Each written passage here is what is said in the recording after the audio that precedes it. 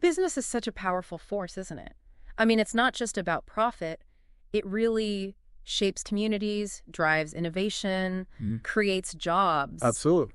And in places like Latin America and the Caribbean, these dynamic regions, businesses have this incredible potential, real engines for progress. They really do. But, there's this persistent challenge kind of woven into the fabric that holds that potential back. Gender inequality. Exactly. Significant disparities that we see on the ground, limiting that potential you mentioned. And that's what this deep dive is all about, right? Getting into the reality of that challenge within businesses in the region. Precisely. We want to understand what's really happening. And we're drawing on some really solid material here. Our main source is a major study from the Inter-American Development Bank, the IDB. That's the one titled Una Olimpiada Desigual, which translates to something like an unequal Olympics, focused on gender equity in Latin American and Caribbean companies. Right. And we're also looking at some related analysis, stuff that gets into practical solutions. So the mission today is basically to unpack the core findings from that IDB study. Some of them might surprise you, and just as importantly, explore the concrete strategies it suggests. Actionable steps, yeah. Things entrepreneurs and businesses can actually do to foster real gender equality. That's the goal, because addressing this, it's not just about ethics, though that's important. It's fundamental, isn't it? For sustainable growth, for broader social development across the whole region. Absolutely fundamental. I'm really curious to see how the data shows the scale of the problem and then, how these strategies offer a path forward. Understanding the current state is just crucial. It helps us grasp why tackling this isn't some niche issue. It's actually central to the economic and social future of the region. Okay, so where does the study start? It seems like it hits you right away with some numbers that paint a pretty stark picture, representation, or maybe lack of it. Yeah, the numbers are revealing. Across businesses in Latin America and the Caribbean, the study found women hold only about 15% of leadership positions. This is 15%. That feels incredibly low for leadership. It is, and it's similar if you look at ownership. Women own just 14% of companies in the region. Okay, 14% ownership. And then there's this really striking stat about the top operational job, the principal manager. The person running the show day to day. Exactly. The study found only 1 in 10 companies has a woman in that role. 1 in 10. Wow. So it's not just the boardrooms, it's the actual engine room, the top operational spot, where women are vastly underrepresented.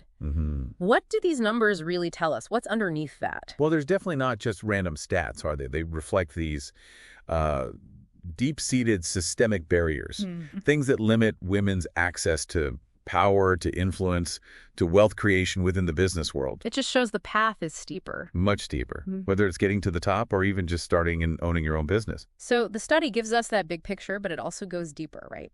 Inside the companies. Tell us about how they got this info and what else they found.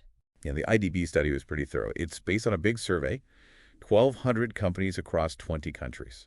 20 countries, that's quite a reach. It is. And crucially, they also did in-depth interviews specifically with women entrepreneurs. Getting that direct perspective, it's invaluable. Definitely. So what did they find inside the companies beyond just those top-line numbers? They saw a clear pattern where women tend to be concentrated within organizations. Okay. There's a notable presence in what people often call soft areas.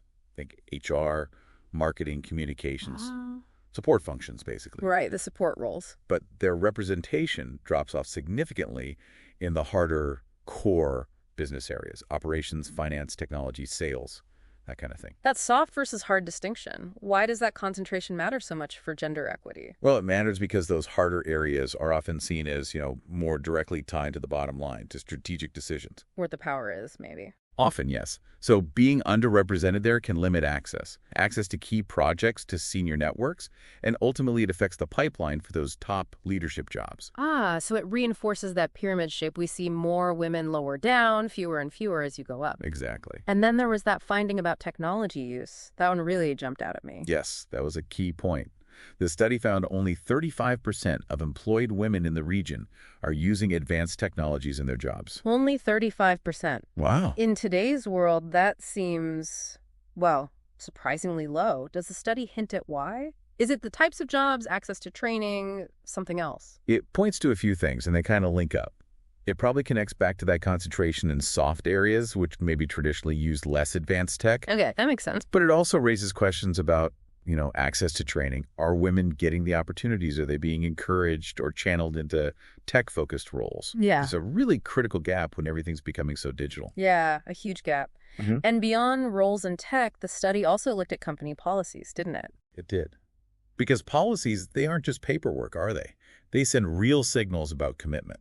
So what did they find there? A big one was parental leave. 60%, six-syllable of companies surveyed, don't offer parental leave policies beyond the legal minimum. 60% just do the bare minimum required by law. Mm-hmm. And maybe even more telling, only 15% of companies actually analyze their internal pay gaps. Wait, only 15% are even looking to see if they pay men and women differently for similar work? That's what the study found. That says a lot. And the parental leave thing, that feels like such a direct hurdle for women trying to balance work and family. These policy points are incredibly important indicators, you see. The limited parental leave suggests, well, a lack of structural support for managing care responsibilities. Right. And that disproportionately hits women's careers. Right. And the fact that most companies aren't even looking at pay gaps, it probably means they aren't actively trying to fix them. These aren't minor details. They tell you a lot about whether a company is genuinely built for equity. So we've got the numbers, the internal patterns, the policy gaps. What does this all mean for the region overall? What's the bigger impact of this inequality? The study is very clear here. This long-standing gender inequality, especially in the job market and leadership, has demonstrably held back economic growth and social development for far too long. So it's not just about fairness, it's actually an economic break, a developmental constraint. Exactly. And the IDB president at the time, Mauricio Clavac-Carone, he reinforced this.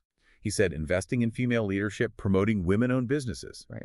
It isn't just a nice to have, it's fundamental for solid, sustainable growth across the region. Fundamental, that's a strong word. It puts gender equality right at the core, not as some optional extra. Precisely.